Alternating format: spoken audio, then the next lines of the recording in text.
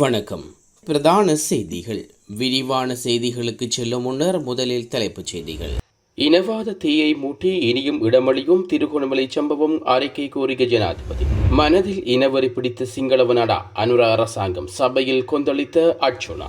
செவ்வந்திகை விசாரணைக்கு அழைத்துச் சென்ற பின்னர் என்ன நடந்தது? அரசு அதிகாரிகளுக்கு ஆப்பு அமைச்சர் வழங்கிய பதில்.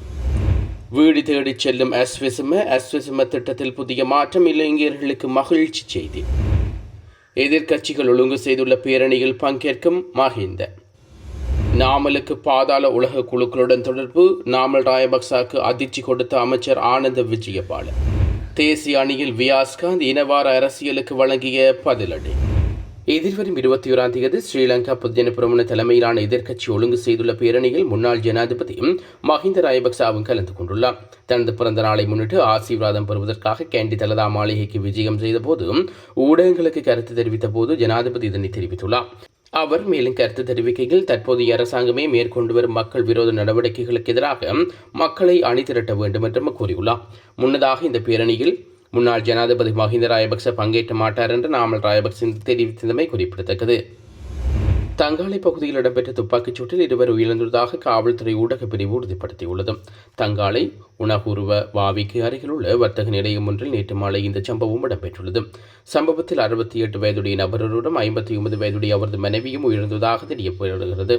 துப்பாக்கிதாரிகள் 9 மில்லிமீட்டர் ரக துப்பாக்கியால் இந்த துப்பாக்கி பிரயோகத்தை மேற்கொண்டுள்ளதாகவும் காவல்துறை விசாரணைகளில் தெரிய வந்துள்ளது.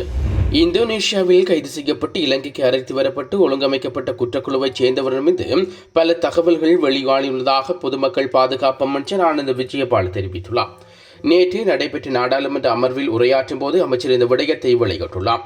ஆகஸ்ட் 30ஆம் தேதி தொடக்கம் விசாரணைகள் மூலம் 7 T56 துப்பாக்கிகள், 1 T81 ரக துப்பாக்கி, 6 கை துப்பாக்கிகள், 9 ரில்வார்கள் மற்றும் 2 பிற ஆயுதங்கள் மற்றும் 909 தோட்டாக்கள் மீட்கப்பட்டுள்ளதாக அமைச்சர் தெரிவித்துள்ளார். மேலும் கருத்து தெரிவித்துள்ள அமைச்சர் சிலர் செவ்வந்தியை அழைத்துச் சென்ற பின்னர் என்ன செய்தார்கள் என்று கேட்கின்றார்கள். அவர்கள் மூலம் சில அரசியல்வாதிகளின் தொடர்புகளை நாம் ஏற்கனவே கண்டுபிடித்துள்ளோம்.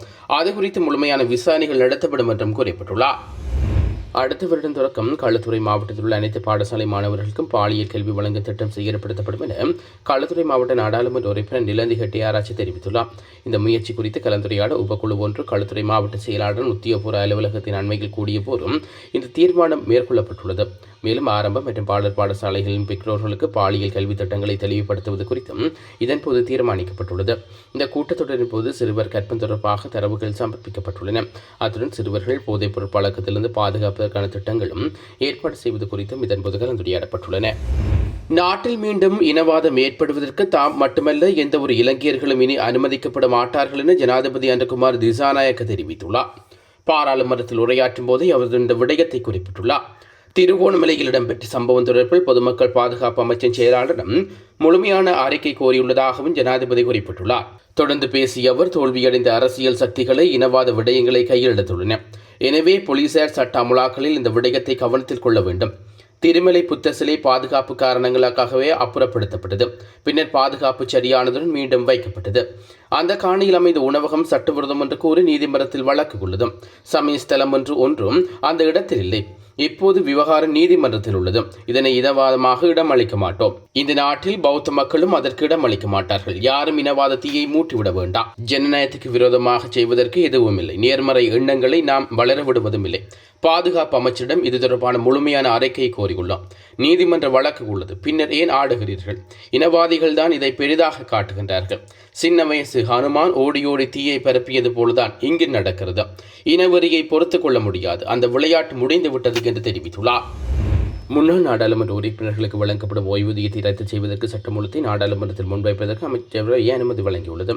அமைச்சரவை முடிவுகளை அறிவிக்கும் வாராந்த ஊடகவியலாளர் சந்திப்பு அரசு தகவல் திணைக்களத்தில் நேற்று நடைபெற்றது. இதன்போது அமைச்சரவை பேச்சாளரும் அமைச்சருமான நலிந்த ஜெயசேச மேற்கண்டவாறு கூறியுள்ளார். இது தொடர்பில் அவர் மேலும் தெரிவிக்கையில் தேசிய அரசு பேரவையில் 1971ஆம் ஆண்டில் 1ஆம் இலக்க நாடாளுமன்ற ஓய்வூதிய சட்டத்தை நீக்குவதற்கு 2025 6/16 என்று இடம்பெற்ற அமைச்சரவை கூட்டத்தில் கொள்கை ரீதியாக அங்கீகாரம் வழங்கப்பட்டுள்ளது. அரச கொள்கை பிறரிடத்தில் குறிப்பிடப்பட்டுள்ள வளமான நாடு அழகான வாழ்க்கை என தொலைநோக்கு வாழ்க்கைக்கு ஒத்துழைப்பு வழங்கிய அனைத்து இளைஞர்களுக்கும் அரசு வழங்கிய வாக்குறுதிக்கு அமைக்க நாடாளுமன்றத்துக்கு தேர்ந்தெடுக்கப்படும் மக்கள் பிரதிநிதிகளுக்கு அவருடைய துணைகளுக்கும் வழங்கப்பட்டுள்ள ஓய்வூதியூதியத்தை ரத்து செய்வதை நோக்கி நாடாளுமன்ற ஓய்வூதிய சட்டமூலத்தை நீக்குவதற்கான சட்டவறிஞரால் சட்டமூலம் ஒன்று தயாரிக்கப்பட்டுள்ளது.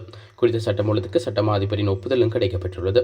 இந்த சட்டமூலத்தையே அரசு வர்த்தமானியில் வெளியிடுவதற்கு பின்னர் நாடாளுமன்ற அங்கீகாரத்துக்காகவும் சமர்ப்பிப்பதற்கு நீதி மற்றும் தேசிய ஒருமைப்பாட்டு அமைச்சர் சமர்ப்பித்த யோசனைக்கு அமைச்சரவை அங்கீகாரம் வழங்கியுள்ளது என்று தெரிவித்துள்ளார். அஸ்விஸ்ம நலம்புரி சலுகை திட்டம் அதன் முறைகள் மற்றும் அதனை நடைமுறைப்படுத்துவதில் காணப்படும் பிரச்சினைகள் குறித்து நாடாளுமன்ற உறுப்பினர் விஜயசிறி பாஸ்நாயக்க தலைமையில் கூடிய வழிவகைகள் பற்றிய குழுவில் விரிவாக கலந்துரையாடப்பட்டது. அஸ்விஸ்ம திட்டத்துக்கு பயனாளிகளை தேர்ந்தெடுப்பதற்கு பயன்படுத்தப்படும் அளவுகோல் குறித்து குழுவில் விரிவாக கலந்துரையாடப்பட்டது. அந்த அளவுகோல்களின் அடிப்படையில் பொருத்தமான சலுகைகளை வழங்குவதற்கு தகுதியான பயனாளர்களை தேர்ந்தெடுப்பதில் காணப்படும் சிக்கல்கள் குறித்து குழுவின் உறுப்பினர்கள் அதிகாரிகளின் கவனத்துக்கு கொண்டு வந்துள்ளார்கள். இத்திட்டத்தில் 22 அளவுகோல்களின் கீழ் பயனாளர்கள் தேர்ந்தெடுக்கப்படுவதனால் அந்த அளவுகோல்களை செயற்படுத்துவதற்கான வழிமுறையில் மாற்றம் செய்யப்பட வேண்டும் என்றும் குழு சுட்டிக்காட்டியுள்ளது. அஸ்விஸ்ம நன்மைகளை பெறுவதற்காக மட்டுமே பயனாளர்களை பதிவு செய்ய தற்போது அனுமதிக்கப்பட்டாலும் இது போதாது எனவும் நாடு முழுவதும் உள்ள மக்கள் அனைவரும் தமது தகவல்களை கட்டமைப்பொன்றில் பதிவு செய்வதை நடைமுறைப்படுத்த வேண்டும் என்றும் சுட்டிக்காட்டியுள்ளது. இவ்வாறு பதிவு செய்யப்பட்ட பின்னர் மக்களுக்கு என்ன தேவை என்பதை துல்லியமாக கண்டறிந்து அதன் மூலம் அவர்களின் தேவைகளை பூர்த்தி செய்ய தேவையான நடவடிக்கைகள் எடுக்க முடியும் என்றும் முதியோர் மற்றும் இயலாமையுடைய நபர்கள் அஸ்விஸ்ம திட்டத்தை அவர்களுக்கு வீடுகளுக்கு சென்று பெற்றுக் கொடுப்பதற்கு சாத்தியக்கூறுகள் குறித்து முழு விரிவாக கலந்துரையாடப்பட்டது. ஸ்ரீலங்கா பொதுஜன பெரமுனவின் நாடாளுமன்ற உறுப்பினர் நாமல் ராயபக்சாவுக்கு பாதாள உலக குழுக்களுடன் தொடர்பு உண்டு என பொது பாதுகாப்பு அமைச்சர் ஆனந்த் விஜயபால குற்றம் சுமத்தியுள்ள விவகாரம் அதிர்ச்சியை ஏற்படுத்தியுள்ளது. நாடாளுமன்றத்தில் நேற்று உரையாற்றுகையில் அவர் இந்த விடயத்தை தெரிவித்துள்ளார். அண்மையில் இந்தோனேஷியாவிலிருந்து கைது செய்யப்பட்டு இலங்கைக்கு அழைத்து வரப்பட்ட திட்டமிட்ட குற்ற கும்பலைச் சேர்ந்த சந்தேக நபரிடம் விசாரணைகள் மேற்கொள்ளப்பட்டதாக அவர் தெரிவித்துள்ளார். இந்த விசாரணைகளின் போது நாமல் ராயபக்சா அவர்களுடன் தொடர்பிருந்தமை தெரிய வந்துள்ளது என்றும் குறிப்பிட்டுள்ளார். அந்த விவகாரம் தொடர்பில் தற்போது விசாரணைகள் முன்னெடுக்கப்பட்டு வருவதாகவும் அவர் குறிப்பிட்டுள்ளார். பாதாள உலக குழுக்களுடன் நாமல் காணப்படும் தொடர்பு குறித்து தற்போது விசாரணைகள் முன்னெடுக்கப்படுகிறது என்று அவர் குறிப்பிட்டுள்ளார். பாதாள உலக குழுக்களுடன் காணப்படும் தொடர்பு கொடுத்து எதிர்வரும் காலத்தில் வெளிப்படுத்த முடியும் எனவும் விசாரணைகளின் பின்னர் அவற்றை வெளிப்படுத்துவோம் எனவும் அவர் தெரிவித்துள்ளார். தேசிய மக்கள் சக்தியின் உறுப்பினர்கள் எவரும் போதைப்பொருள் விற்பனை செய்யவில்லை எனவும் எங்கள் தரப்பு மீது குற்றம் சுமத்த வேண்டாம் எனவும் அவர்கள் தெரிவித்துள்ளனர். கஞ்சா, சுரங்க, சொந்தி உபாலி மகன் போன்றவர்கள் பற்றியும் தம்மால் கூற முடியும் எனவும் அவர் தெரிவித்துள்ளார். கடன் சுமை காரணமாக யாழில் இளைஞர் ஒருவர் தவறான முடிவெடுத்து இன்றைய தினம் உயிர் மாய்த்துள்ளார். அளவட்டி பகுதியைச் சேர்ந்த 28 வயதுடைய இளைஞரை இவ்வாறு உயிர் மாய்த்துள்ளார். இது குறித்து மேலும் தெரிய வருகையில் குறித்த இளைஞர் பண்டத்திருப்பு பகுதியில் உள்ள தந்தையின் வர்த்தக நிலையத்தில் பணிபுரிந்து வந்துள்ளார். இந்நிலையில் இன்று காலை அந்த வர்த்தக நிலையத்தில் களஞ்சிய சாலையில் தூக்கிட்டு உயிர் மாய்த்துள்ளார். அவர் செல்லும் மீதான மரண விசாரணைகளை திடீர் மரண விசாரணை அதிகாரியும் ஜெயபாலசிங்கம் மேற்கொண்டுள்ளார். கடன் சுமை காரணமாக குறித்த இளைஞர் உயிர் மாய்த்ததை விசாரணைகளில் தெரிய வந்துள்ளது. பாராளுமன்ற உறுப்பினர் நாமல் ராயபக்ச தூய்மையானவர் போன்று பேசுகிறார். கடந்த கால படுகொலைகள், மோசடிகள் பற்றி முழுமையான விசாரணைகள் மேற்கொள்ளப்படும் போது கலக்கமடைந்துள்ளார். திருகோணமலை புத்த சிலை விவகாரத்தை இன்று பற்றிக் கொண்டுள்ளனர். நாட்டு மக்கள் உண்மையை நன்கு அறிவார்கள். பாதாள உலக குழு உறுப்பினர்கள் ஜிஎம்பிட்டிய அமராவை பாதுகாப்பதற்கு வைத்துக் கொண்டு அரசியல் செய்தவர்களின் மகன் இன்று எமக்கு தேசிய பாதுகாப்பு பற்றி ஆலோசனை வழங்குவது நகைப்புக்குரியது என தொழில் பிரதி அமைச்சர் மஹிந்த ஜெயசிங்க தெரிவித்துள்ளார். நேற்றைய தினம் பாராளுமன்றத்தில் உரையாற்றுகையில் கடந்த மாதங்களில் கொள்கலன் விவகாரத்தை பற்றி கொண்டவர்கள் இன்று திருகோணமலை புத்தர் சிலை விவகாரத்தை பற்றிக் கொண்டுள்ளார்கள். கொள்கலன் விவகாரம், புத்தர் சிலை விவகாரத்தை முன்னிலைப்படுத்தி செய்யப்பட்டால் கடந்த கால ஊழல் மோசடியிலிருந்து தப்பித்துக் கொள்ள முடியாது. நாட்டு மக்கள் உண்மையை நன்கு அறிவார்கள்.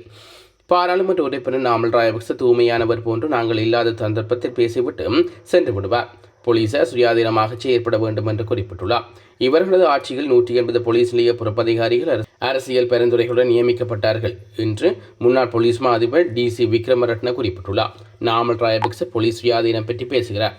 பாகிஸ்தானில் நடைபெறும் T20 முத்தரப்பு தொடருக்காக இலங்கையின் தேசிய ஆடவர் அணியில் சுழற்பந்து வீச்சாளர் வியாஸ்காந்த் இணைந்து கொள்ளப்பட்டுள்ளார். ஆனால் இவர்கள் இனவாதத்தை முன்னிலைப்படுத்திக் கொண்டு ஆட்சியை கைப்பற்ற முயற்சிக்கின்றார்கள். குறைந்த காற்றழுத்த தாழ்வு பகுதி தொடர்ந்து நீடிப்பதால் நாட்டில் பெரும்பாலான பகுதிகளில் மேகமூட்டமான வானம் எதிர்பார்க்கப்படுகிறது. வடக்கு, வடமத்திய, கிழக்கு, தெற்கு மற்றும் ஊவா மாகாணங்களில் அவ்வப்போது மழை அல்லது இடியுடன் கூடிய மழை பெய்யும். பிற்பகல் 1 மணிக்கு பிறகு பல இடங்களில் மழை அல்லது இடியுடன் கூடிய மழை பெய்யும். மேற்கு சப்ரவுமா, வடமேற்கு, தெற்கு மற்றும் ஊவா மாகாணங்களிலும் கேண்டி மற்றும் நுவரெலியா மாவட்டங்களிலும் சில இடங்களிலும் 100 மில்லிமீட்டர் அளவுக்கு பலத்த மழை பெய்யக்கூடும்.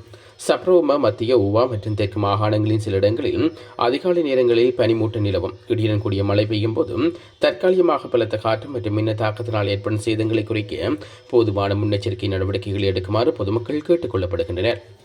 இத்துடன் காலை நேர பிரதான செய்திகள் நிறைவுக்கு வருகிறது. தொடர்ந்து நாளை காலை பிரதான செய்திகளோடு இணைத்துக் கொள்வோம். நன்றி.